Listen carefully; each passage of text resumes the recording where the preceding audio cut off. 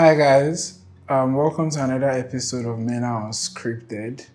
Thank you guys for following my channel so far. It's been amazing. It's been an amazing journey doing this with you, sharing what I learned across time. And today we have an interesting topic. It's AI. People have been creating Billy. I don't know how to pronounce that, but like Billify their images to like get some sort of illustrations. That's really been cool. And that has also led to a couple of concerns, for artists. You see a lot of people. I think there was a trend one time when artists had to come out and start putting their work like AI would not be able to do it like cause other people to with the emergence of platforms like Lovable, Cursor, even ChatGPT and Cloud AI, amongst other LLMs and all this other stuff. They've sort of raised concerns about job security for a lot of people. And I'm here to say that AI will take your jobs. Just kidding. I do not believe that AI would take our jobs because a lot of things still hangs on human intelligence. And I have a controversial opinion that we do not have artificial intelligence, which I would speak more on another video. So let's give an instance of where I think AI will play a good role in improving what we currently have existing as opposed to replacing, right? I'll take it again. AI would help improve what we currently have as opposed to replacing what exists. So for designers, as opposed to having to go to existing platforms like Freepik, Vectizy, and some other platforms to generate images to use in creating designs and placeholders for certain products that we design. We can't just generate from AI. So let's say I generate my image and illustration on ChatGPT, and then I send it to Vector AI or one of those platforms and convert these images to SVG so that I can then tweak, as opposed to spending hundreds of hours trying to find or tweak to certain color schemes that I want to work. Because I don't believe that AI would automatically be able to replace the human input in a lot of fields that we have.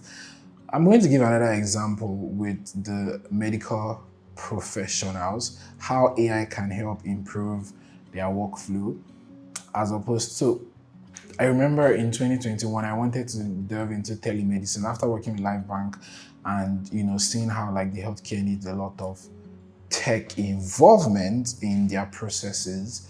So I started researching on telemedicine and it needed a lot of human to human interactions.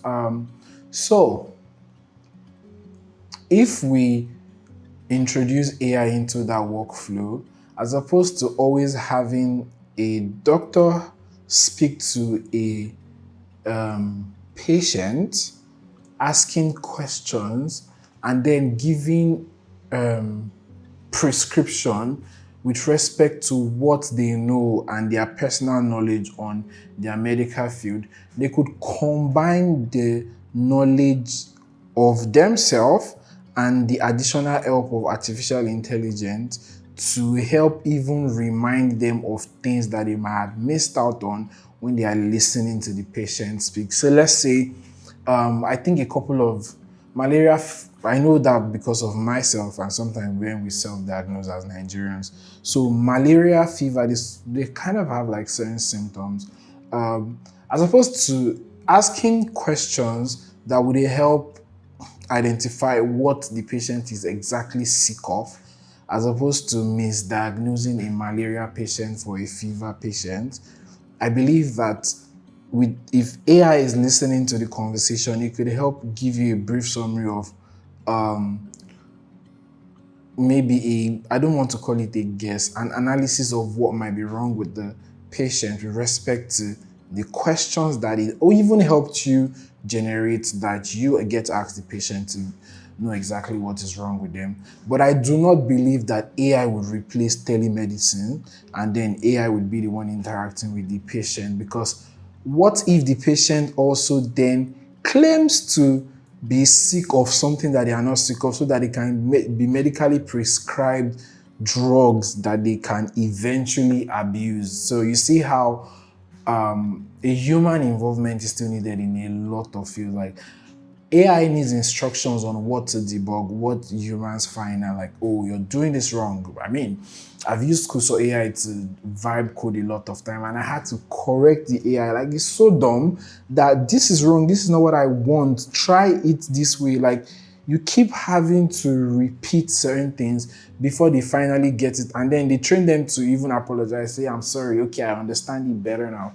So I do not see it happening in the nearest future, at least throughout my lifetime on this earth here, where technology would advance to a point where creative skills and even skills that require so much knowledge and experience across time with specific edge cases that are not replicable, because a lot of situations that happens are unique to that particular instances, and they cannot be replicable or they cannot be experienced again, because sometimes time and chance with peculiarities of people. Jesus, why am I speaking so many grammars today?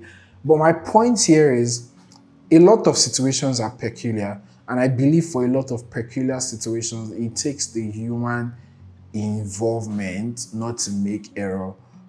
So, yeah, I believe that we should start to look at it from an angle of assistant as opposed to an enemy or like a danger to one's existence. So try to pick up as many AI tools as possible and introduce to your workflow so that you could work faster, like 10x your pace and your outflow, so that you can be better than people that are still struggling or like finding it hard to adopt what is their reality, because AI is here to stay. So the only way that you can do well for yourself is to introduce it into your workflow so that you can be better than the humans that you'll be competing with. Because no, you wouldn't be competing with any artificial intelligence. But I might be wrong. Who knows? Time will tell. So this is the end of today's episode. I don't believe AI is going to take our jobs. Till the next time. Thank you. Bye.